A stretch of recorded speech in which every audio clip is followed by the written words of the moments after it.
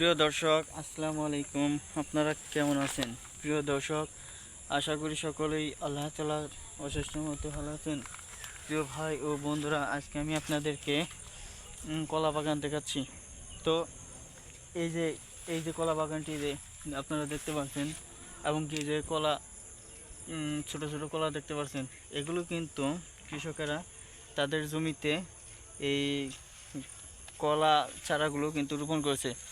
তো প্রিয় ভাই বন্ধুরা, আপনারা যদি কৃষকদের মতো করে এরকম আপনাদের জমিতে কলা বাগান দিতে চান, তাহলে কিন্তু আপনারা আমাদের সাথে যোগাযোগ করে নিতে পারেন, কিংবা বন্ধুরা আপনারা কৃষকদের সাথে যোগাযোগ করে নিতে পারেন।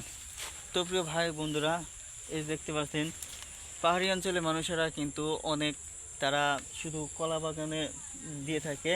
তার কারণ হচ্ছে কলা বাগান থেকে প্রতি বছর তারা কলা বিক্রি করে এবং নিজেরাও খেতে পারে। তো প্রিয় ভাই বন্ধুরা, সবচেয়ে বড় হচ্ছে এই কলা বিক্রি করে তারা কিন্তু সংসার চালায়।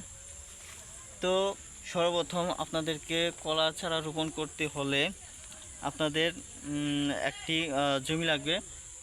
সেই জমিতেই আপনাদেরকে মূলত এই কলার চারা পাহাড়ি অঞ্চল থেকে বন্ধুরা কিনে আনতে হবে। তো কিনে আনার পর তো আপনারা এই কলা চাষ করার সমস্ত নিয়মকানুন বন্ধুরা তাদের কাছ থেকে জিজ্ঞেস করে নেবেন। তো তারপর জিজ্ঞেস করে নেওয়ার পর বন্ধুরা আপনাদের জমিতে এরকম কলা গাছ হয়ে যাবে।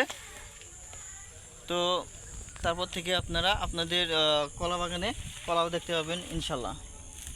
তো প্রিয় ভাই বন্ধুরা, ভিডিওটি যদি ভালো লেগে থাকে তাহলে অবশ্যই আমাদের এই চ্যানেলটিকে সাবস্ক্রাইব করে নেবেন। ধন্যবাদ।